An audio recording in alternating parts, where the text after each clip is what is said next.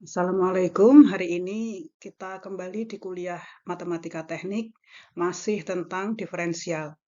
Hanya di pertemuan ini sedikit kita akan membahas tentang bagaimana diferensial itu diterapkan. Untuk apa ya diferensial itu diterapkan? Apa? Kita harus eh, mencari dy per dx, mencari turunan atau diferensial dari suatu fungsi. Nah, ini macam-macam ya. Kalau misalnya fungsinya linier, y sama dengan ax plus b atau y sama dengan ax saja, y hanya fungsi x-nya itu berpangkat 1, maka jika dicari dy per dx ini kan tinggal a saja. Nah, a-nya bisa kita lihat, a-nya positif atau negatif. Itu kita bisa melihat arah dari eh, grafik itu kemana, naik apa turun gitu. Kalau fungsinya misalkan kuadrat, misalkan y sama dengan ax kuadrat plus bx plus c. A, B, C-nya ini suatu konstanta. Maka dy per dx-nya itu, untuk diferensialnya itu bisa dipakai untuk mencari arah pas dia di grafiknya itu naik atau pas turun. Bisa juga dipakai untuk mencari titik puncak. Puncaknya itu bisa puncak yang di atas atau puncak yang di bawah, tergantung A-nya. A-nya itu positif atau negatif kan dia akan membentuk, kalau kuadrat kan bisa terbuka di atas, bisa terbuka di bawah ya, bisa turun kemudian naik lagi, bisa naik kemudian turun lagi. Nah, pas kapan itu terjadi titik puncak? Di bawah atau di atas? Sama-sama titik tertinggi atau titik terendah. Nah, ini misalkan kalau di teknik pertanian bisa kita cari misalkan ada kolam, kemudian kita memberikan pakan ke ikan itu pada dosis tertentu. Ada yang dikasih eh, sekilo sehari, ada yang 2 kilo, ada yang 3 kilo, dan seterusnya. Nanti kalau kita akan lihat produksi ikannya. Jadi X-nya itu dosis pakan, Y-nya adalah eh, produksi atau berat ikan yang dipanen. Nah, kalau kita ngasih makannya sedikit, produksinya akan sedikit. Kita tambah dosis pakannya, produksinya akan makin banyak. Tambah lagi, makin banyak lagi, tambah lagi, makin banyak lagi. Tapi pada suatu saat, eh, airnya itu akan jenuh, ikannya itu akan jenuh dengan pakan.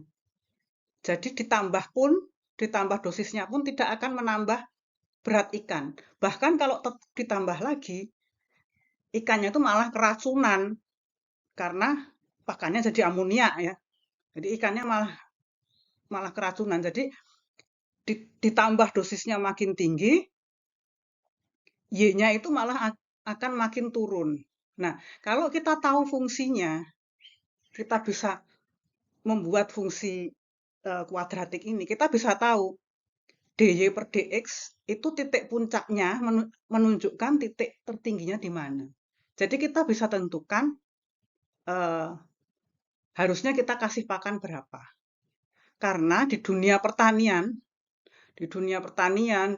pengolahan pangan itu biasanya persamaan-persamaan yang berlaku itu tidak linier. Jadi eh, sangat penting untuk mengetahui diferensial. Nanti di akhir kuliah, setelah UTS nanti Anda akan banyak belajar aplikasi-aplikasinya. Tapi sementara kita lihat dulu di grafik berikut. Nah, ini ada 2 grafik. Yang atas itu adalah grafik fungsi. Jadi ini adalah grafik Y sama dengan fungsi X. Grafiknya naik turun ya. Entah ini grafik apa, tapi dia naik, turun, naik lagi, kemudian ada belok, kemudian ada naik lagi. Nah, kemudian ini setiap titik ini dicari dy per dx-nya nilainya berapa. Kemudian diplotkan di grafik yang di bawah. Jadi di titik ini ada dy per dx-nya berapa, ini diplotkan di sini. Di sini ada dy per dx-nya berapa, diplotkan di sini. Ya, seperti itu. Nah, kalau grafiknya begini, naik, turun, naik, kemudian datar titik, kemudian turun lagi. Nah, di sini itu adalah titik puncak atau titik maksimal, titik belok maksimal. Kalau diplotkan di dy per dx-nya pada saat ini maksimal, itu dy per dx-nya 0. Demikian juga kalau ini, apa namanya, grafiknya turun, kemudian datar setitik, kemudian dia naik lagi, di tempat ini, di titik B ini, dy per dx-nya 0. Pada saat dy per dx-nya 0 ini, titik apa namanya, garis singgungnya ini datar. Ada lagi yang bukan perubahan, bukan perubahan arah turun lalu naik atau naik lalu turun. Ini naik tetap naik. Jadi di titik C ini sebelumnya dia naik. Kemudian dia datar sejenak, kemudian dia naik lagi. Nah, ini namanya titik belok. Di sini dy per dx-nya juga 0.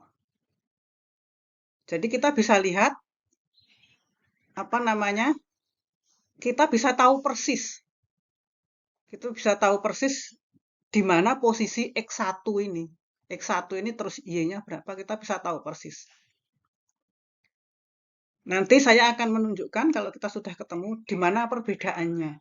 Kenapa kita lebih bisa tahu persis dengan fungsi apa namanya, dengan penurunan atau diferensial dari fungsi ini.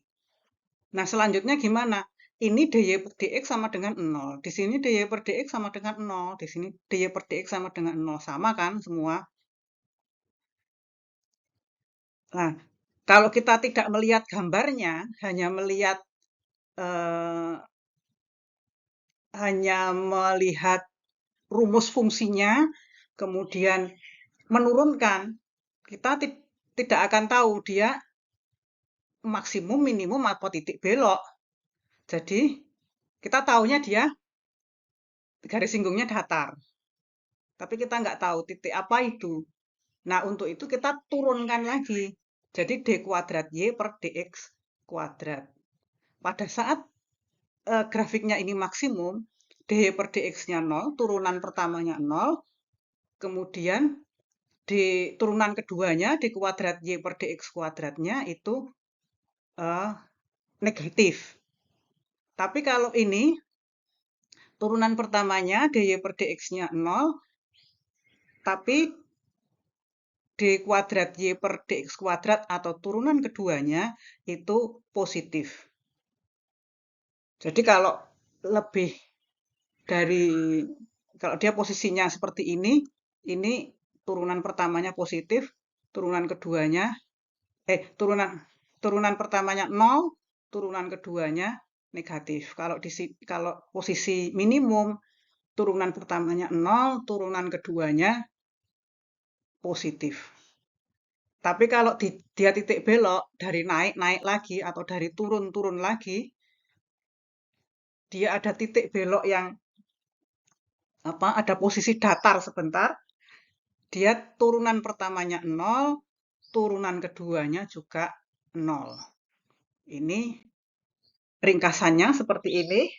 Ringkasannya seperti ini. Jadi pada titik balik bisa minimum, maksimum, atau titik belok. Jadi di gambar tadi, pada turunan pertama untuk ketiganya ini, turunan pertamanya 0. Tapi turunan keduanya, Y2 aksen ini, jika negatif dia di puncak. Jika Y2 aksennya ini positif, dia di bawah, di minimum. Tapi kalau turunan pertamanya 0, turunan keduanya 0, maka dia adalah di titik belok. Demikian kuliah singkat kali ini. Nanti kalau kita ketemu minggu depan, langsung saya akan jelaskan untuk apa melihat grafik-grafik ini.